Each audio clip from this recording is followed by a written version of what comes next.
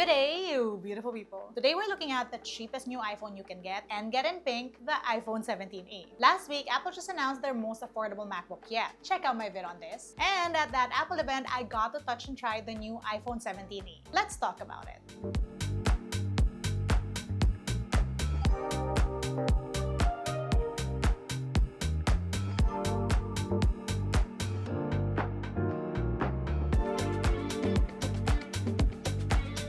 Priced at $599 US, the new iPhone 17e gets an updated A19 chip. For context, that's the same chip that's used to power the iPhone 17, but with one less core. The base version gets 256GB, which means double the storage at the same price when it launched versus the iPhone 16e. And we get an updated C1X modem, which makes it more efficient. Also, that's the same modem we find on the iPhone Air. We're also getting a more durable phone now. That's a ceramic shield 2 on the front, the same one we find on the iPhone 17 series, and something we do not get with the iPhone 16 series. Finally, the most fun upgrade, you get MagSafe on these budget-friendly iPhones now, which means you get a host of new accessories. Definitely an upgrade from the 7.5 watt Qi wireless charge on the 16e. We also get a pink option this year, which also matches the pink MacBook Neo. It's fitting because both of these gadgets cost $599 starting. Anyway, I digress. Aside from pink, the iPhone 17 also comes in black and white. Now, I'm gonna backtrack a little bit because I'm sure we're gonna get haters. We always do. A lot of people are gonna be like, oh, they should have put this and that on this iPhone. Oh my gosh, blah, blah, blah. Now, for context, the iPhone 17e is the technical successor to the Apple SE line. The first three iPhone SEs played with the old form factor, specifically that physical home button, but with updated internals. That was until the shift in last year's iPhone 16e. And yes, it was just last year when they dropped the SE and shifted to the E branding. It was with last year's iPhone 16e that brought us the more modern iPhone look with that 6.1-inch screen minus the physical home button.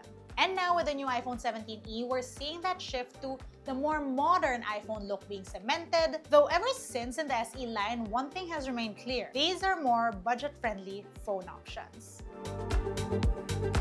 So first of all, this is a smaller phone with a 6.1-inch Retina HDR display. And yes, that is a notch in the year of our Lord 2026. It has a flat screen, flat sides, and rounded corners, and only a small camera bump protrudes on the back, otherwise it's all flush. This is an aluminum frame and the phone doesn't feel cheap at all. Plus, that's a nice matte back. On the side, you get an unlock button. At the bottom, speakers and your USB-C charging port. On the left, your action button, which you can reprogram to certain things. Then we have the volume buttons and the SIM tray. Now, in terms of cameras, you get one on each side. A 12-megapixel true depth camera for your selfies. Unfortunately, no center stage camera on here, but you get Face ID. On the back, you get a 48-megapixel shooter. It's very close, if not the same rear shooter we find on the iPhone Air. So yeah, if any, I feel like with the iPhone 17e, it is the wide shooter I'll miss. Nevertheless, if it is the same camera that we find on the iPhone Air, then that one camera, it should be a capable one. On the selfie cam, you can do a wide,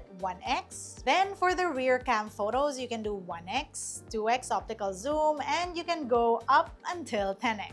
For video, you can do 4K 30 or 60 FPS and zoom in until 6x, no wide. For selfie video, you can do 4K 30 or 60, no zooming in or out.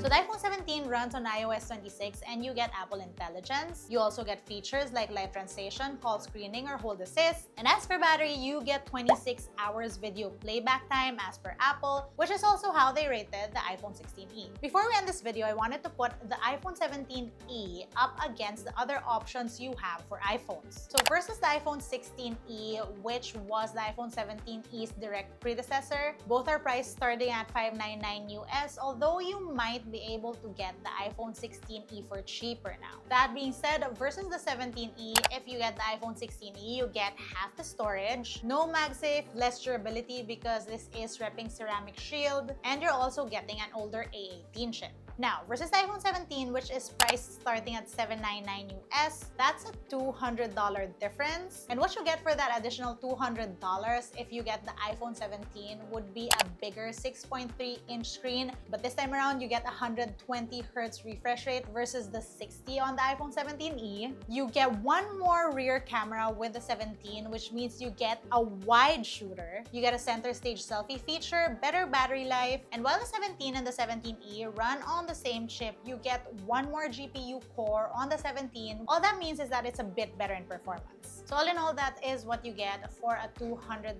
premium. Up to you really to decide if those things make it worth it for you. I'd say between the 17e and the 16e, the 17e with the upgrades you get definitely shines. Right, so initial thoughts about the iPhone 17e. I mean, it's hard not to root for the 17e when it is, after all, the most affordable iPhone out there. That being said though, aside from it having a pink version, I'm really curious to test out the cameras and the performance of this phone. Let me know what you guys think. Let me know what other videos you'd want me to shoot with the iPhone 17e. If you want a dedicated vlog test or a social media test, comment down below. That's it for today's video. If you want to see how I use my tech on a daily basis, find me online. That's Isa Does _ on Instagram, Twitter, and TikTok. Till next time.